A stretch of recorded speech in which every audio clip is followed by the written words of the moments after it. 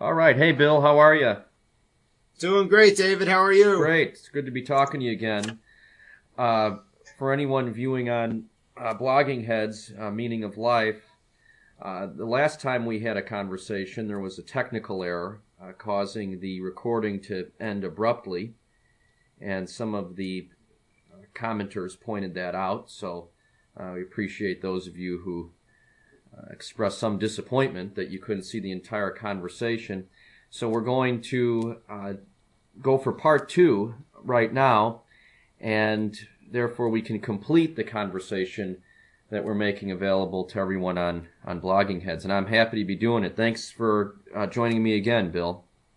Yeah, thank you, David. A pleasure. Well, where we left off, we had I thought, a very interesting conversation about existentialism, and we started to get into capitalism.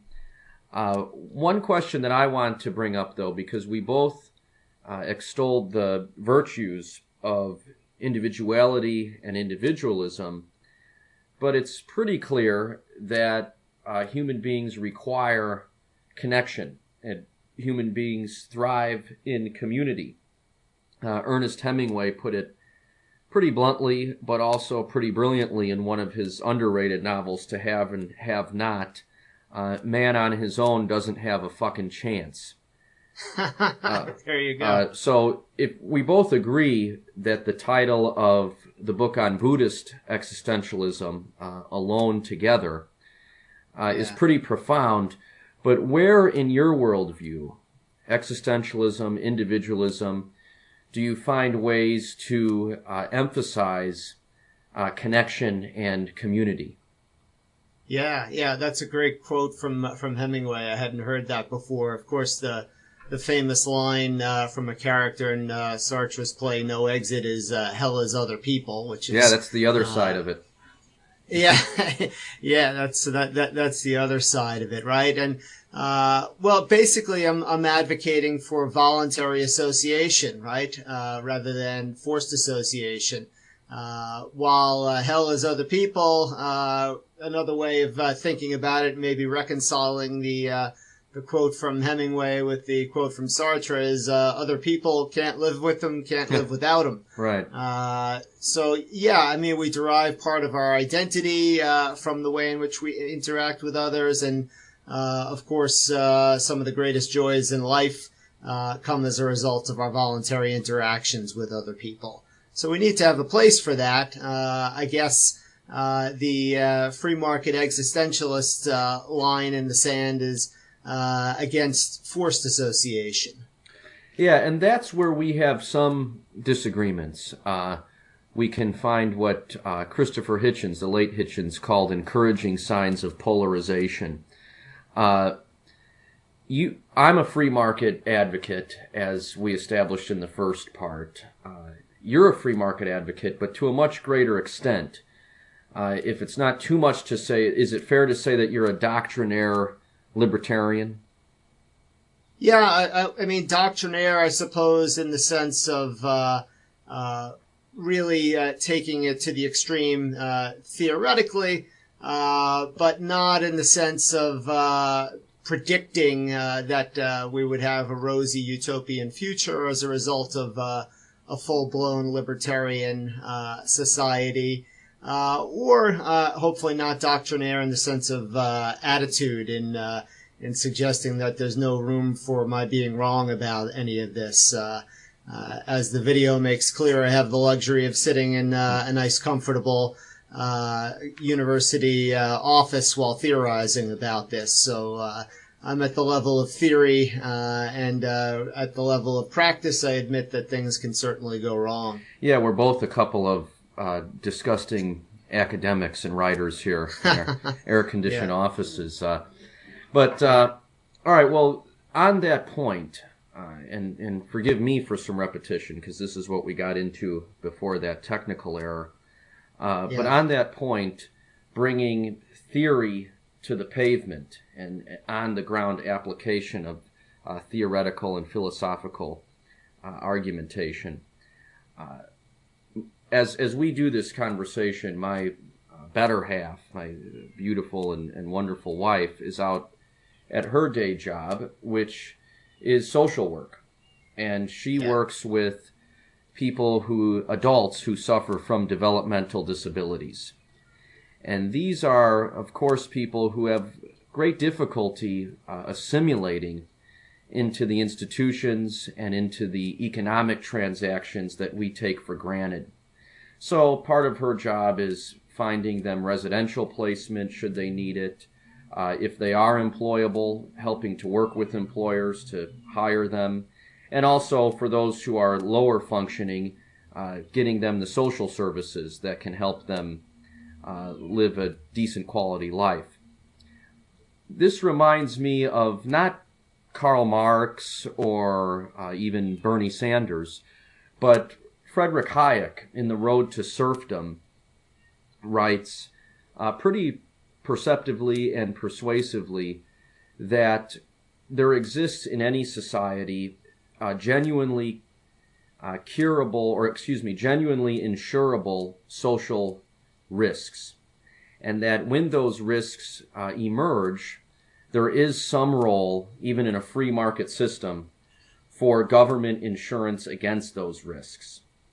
And I think of people with disabilities, the kinds of people my wife helps. I think of perhaps poor children whose parents could never afford tuition at a public school, but for the good of themselves and for the good of society, should learn how to read and perform arithmetic and do other tasks that we associate with a good education.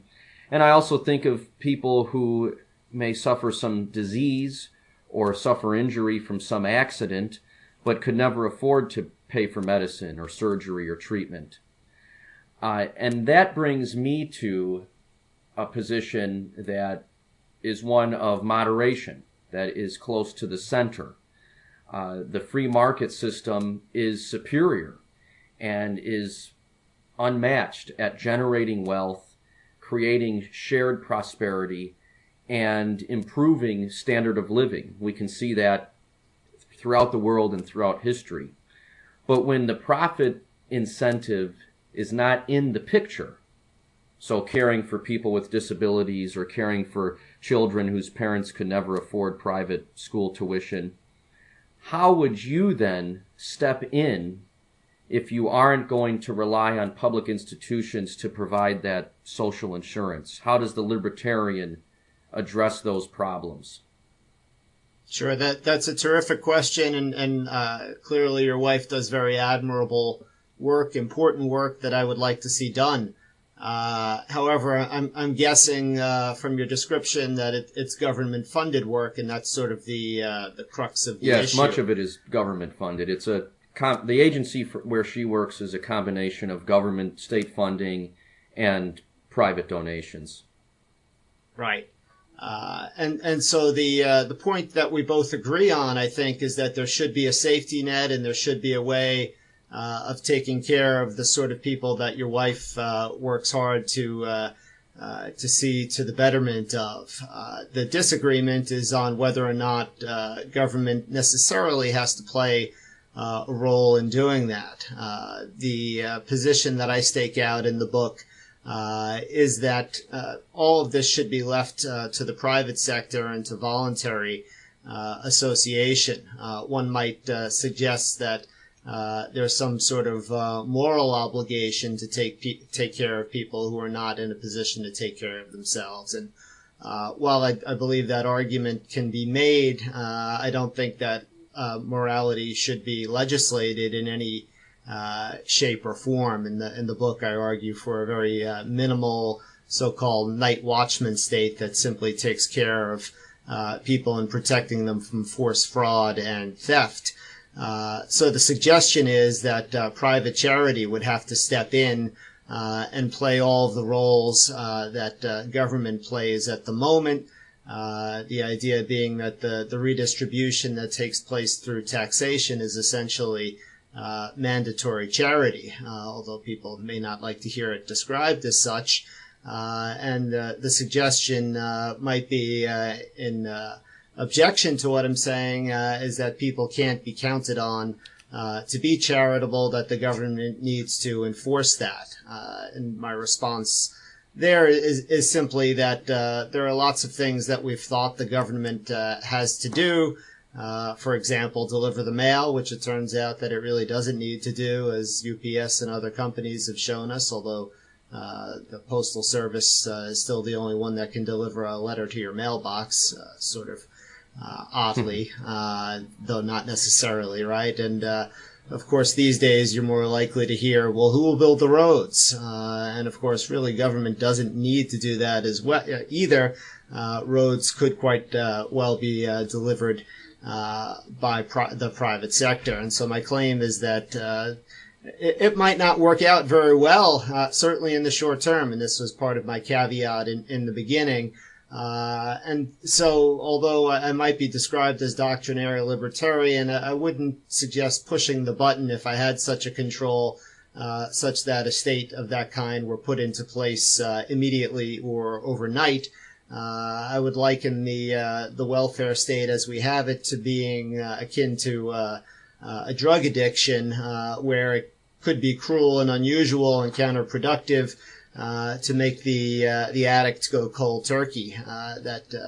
The process might need to be gradual, with the analog of methadone brought into the picture. And so the society that I would like to get to, although again not necessarily overnight, would be one in which we gradually wean ourselves off of mandatory charity in the form of redistributive taxation, and into the place of voluntary charity, as it more nobly is.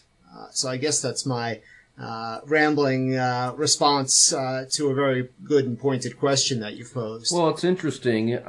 You seem to recognize that there's a wager that society would make in your ideal picture, and that in order to get to the ideal, we might go through a gradual process there. It wouldn't be immediate and instant, but it does include a wager. So if one is dependent upon private charity, charity might go through cycles, and those cycles might have devastating consequences. If you want to, I was about to get to my question, but if you want to jump in there and respond to that, if I've mischaracterized your view. No, I think you're right. I would simply add, in addition, that while some cases would have to rely heavily on charity, other cases would be taken care of through private insurance for those who are able to afford that. And although I think you're right that charitable giving does go in cycles with economic ups and downs, with money not taken away through taxation, more would be available not just for giving to charity, but to be put back into the economy as a whole. And I think we would just see greater prosperity in general. As you and I have noted in agreement, the free market has been a tremendous boon in terms of bringing prosperity to all who it touches. Just to kind of highlight that, the average American is about 8 times wealthier than he or she was 100 years ago, and that's not even taking into account the stuff that nobody could buy or get at any price then, such that it's far better probably to be an average person today than a Rockefeller 100 years ago. And so the hope would be that all of the things that we're concerned about in terms of education, medical care, etc., would become cheaper and more readily available under the economic system that I would envision. Although, again, you're right, it amounts to a wager, and so this is part of my hesitation in pressing my hypothetical button and suggesting gradualism as the appropriate course. Yeah, that point you picked up is something on which we definitely agree, and I often find myself confused by the increasingly apocalyptic tone of political discourse in our country. It seems that left and right have agreed that the world is falling apart. We're entering some circle of hell that not even Dante could imagine. They just disagree on what's caused it and how to solve it. Whereas if you look at the actual data in terms of life expectancy, health, wealth, general welfare, crime, deaths from violence, everything continues to improve. That being said, what if we remove morality from the argument? Because the way I understand it, Hayek wasn't necessarily making a moral argument, but he was making an argument about efficiency. And if, yes, we are alone together, but emphasizing the together part, wouldn't you agree, especially as a college professor, that, for example, our society gains if we have a better educated populace? So therefore, we all share a stake in guaranteeing that all children acquire the skills of literacy and receive some semblance of education. We all share a stake that we don't have millions of people walking around without health insurance, and so on and so forth. Oh, sure. I mean, there are clearly spillover effects, neighborhood benefits, however you might like to describe it. And I certainly agree with you that we all have a stake in that. And I think we all have some obligation to be a contributor to that. And so lots of us contribute to charity, even given the heavy burden of taxation. I myself gave about 10% of my income last year to charity, and I think that number, for me, I can speak for myself, would go way up if the burden of taxation were lessened. And it's my hope, maybe it's naive or optimistic, although I'm not usually characterized that way by people who describe me as cynical or dark or gloomy, but maybe in this case I'm naive or optimistic in thinking that other people would step up appropriately to contribute where it was needed to make that happen in a society where it wasn't happening automatically through the government. That's interesting. We should mention, and if the good folks of Blogging Heads would be willing to host us again, maybe we can have another conversation. But you actually have a novel coming out that deals with the idea of a libertarian society. Do you want to? I have not read it. I'm still waiting on my advanced copy, which you have promised. So we'll see how charitable you are. Right. But you want to talk about that for a moment? Sure. Well, thanks for bringing that up. The novel's called Free Dakota, and the imaginative scenario is what if the state of North Dakota were to secede from the Union and start up a libertarian society of its own? And it actually draws on two current day movements. There's a secession movement in Vermont called the Second Vermont Republic, and there is a movement in New Hampshire called the Free State Project, which is encouraging people to move to New Hampshire to get a consensus population to change laws in a more libertarian direction.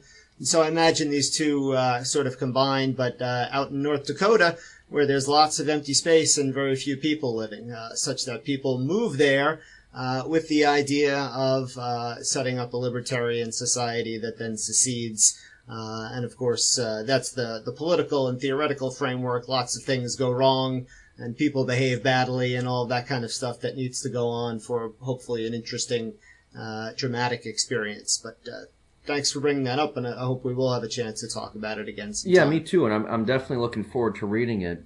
Speaking of books, just to continue this mutual admiration society that we have, you were kind enough to endorse my recent 33 1/3 book on Metallica's self-titled record that most people know of as the Black Album. Yeah. So let me put on my interviewer's hat, figuratively anyway, here for a moment. And tell folks who are listening and watching about it, and ask you a question or two if you don't mind. Of course. So the book focuses on Metallica's Black Album, which is certainly one of their classics, and it's also a really divisive album. Right, because it's the album at which a lot of long-term fans jumped ship, thinking that it went too commercial. And I myself have written a good bit on Metallica. I thought I knew pretty much everything there was to know about Metallica and certainly the Black Album, but I was very happy to discover in reading your book that there were still new and really interesting and thought-provoking things to learn and to say about the Black Album. And one of those things is certainly that it has a real existentialist vibe to it. And you do a nice job of highlighting that in the book, focusing in particular on Camus and Kierkegaard. So I wonder, might you say something about, what the existentialist vibe is on that album, or for Metallica in general, or really for metal in general? We have this existentialist vibe. Yeah, of course, and thank you for all of your kind words. I'm flattered, as I was by your initial endorsement of the book. I do draw on Albert Camus and Soren Kierkegaard and also some other existentialist writers and thinkers when I dissect the lyrics of James Hetfield, lead singer of Metallica, for those of you who are embarrassingly ignorant. And what I see is one of the quotes that I use in the book is Albert Camus said that if life is actually absurd, if it is without any intrinsic meaning, then the only way with which to deal with the absurdity is to live in revolt against the absurdity. So an individuated life then becomes almost an act of protest, futile, of course, because the world isn't going to change, but self-empowering against this absurdity. And the lyrics of the Black Album and the lyrics of many Metallica songs and many heavy metal songs, more so than other popular art forms, especially in popular music, directly confront the presence of death in our lives, the potential for tragedy and trauma, and the volume, the aggression, the anger of the music is putting that act of revolt into sound, into melody, into vocals, into guitar solos. So heavy metal, when done well, like any other genre, it has its highs and its lows. But when it's done well, it's triumphant, according to my interpretation and assessment, in that it really activates and actualizes what Camus talked about when he said, live in revolt against absurdity. And on the Black Album, I mean, James Hetfield's writing about the untimely death of his mother. He's talking about certain systems of social oppression. He's talking about people placing undue pressure on each other to conform. And then the music supports those lyrics with this aggression and this energy and intensity that I try to describe in the book. And like I said, it's that act of revolt. It's that fight. And that's what heavy metal does that other popular music forms do not. And that's my interpretation anyway. Would you agree? Oh, yeah, I certainly would. And it's a genre that's obsessed with authenticity, and Metallica has been concerned with authenticity in various forms from their origin. And one of the fun things about the Black Album is that it was accused of being in some ways inauthentic, although in some ways it's the most intensely existentialist album that they produced in terms of lyrical content. The music is still aggressive, but it has more of a pop hook to it than some of the others do.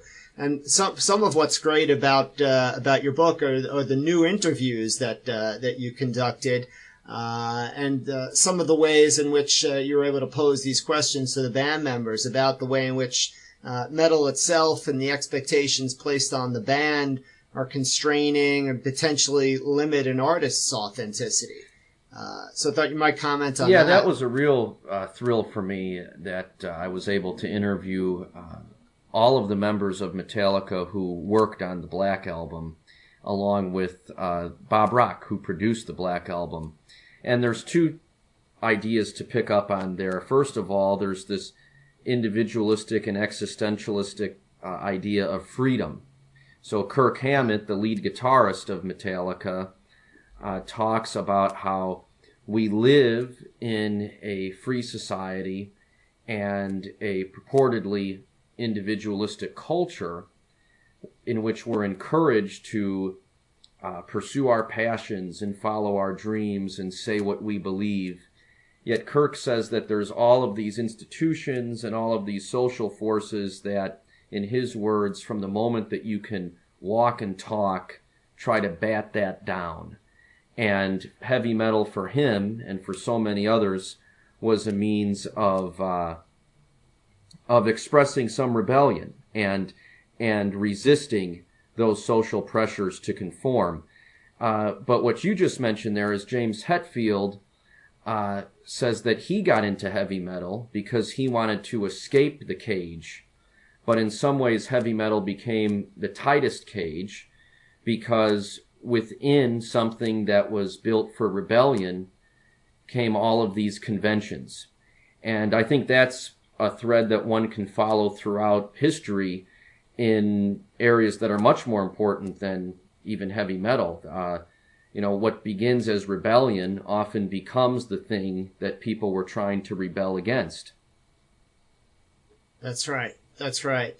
And, for old fans and for those who are not even fans of Metallica, you and I could quote lyrics at one another to establish all of that, but lyrics never sound quite right without the music. But just thinking about some of the titles on the Black Album should give anybody a sense of it, right? We have Through the Never, The Struggle Within, My Friend of Misery, what else? Yeah, Wherever I May Roam. Even Nothing Else Matters. It's that was the song that really shocked people when it came out.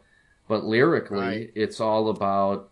It's very existentialist and it's very individualistic. It's never right. care for what they do, never care for what they know.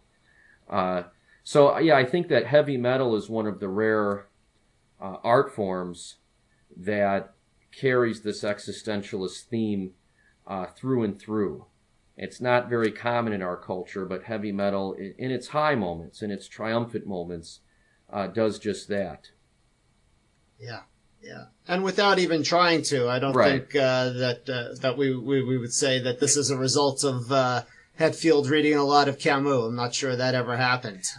And you do a really great job in the book of talking about some of his unexpected sources, like John Lennon, like Bob Dylan, like even Chris Isaak, which I didn't know about. Yeah, and he has at times drawn inspiration from books and authors, For Whom the Bell Tolls, very famously inspired by the Ernest Hemingway novel. But yeah, it's not as if he's, scanning through philosophy textbooks to write his lyrics. It's very personal and very visceral. As any artist is when he or she creates. But I think we could bring it full circle there and say that, heavy metal, like rock and roll, like jazz music, like hip-hop, this is something many people often forget, is the result of a culture and an economy that allows and enables and even encourages people to consume and create. So if rock and roll and if heavy metal and jazz and hip hop was reliant on moralizers in the church or in government, it would probably never exist. But there were people who owned radio stations and live music venues and record labels who maybe they didn't like it, but they said, I can make money off of selling this product. So that's how you end up with a culture of vitality and variety. So again, we can maybe, we've reached the end of our time here, so maybe we can end on that point, that's another benefit to the free market system, that it enables, and this is probably, you can jump in here, something that an existentialist would appreciate, this wide variety of choices that exists. I think so. I can listen to the Osmonds, and you could classify me as insane, or I could listen to Slayer. I Right. have when I walk into a record store or when I log on to iTunes, I have the choice. Right. Right. Yeah. So it's all about choice, and the freedom to produce and to make available and to experiment. All of this is very existentialist, and I think existentialism really has a close connection with artistic production in its many forms, and also with, as you noted nicely, entrepreneurship and the risk taking and experimentation that involves. Yeah, absolutely. Well, Bill, thank you very much. I'm glad we were able to record part 2. And best of luck with your new novel, Free Dakota. I hope people will check it out, and I hope people will check out all of your other work as well. And your book on the Black Album, David. Thank you very much. Take care.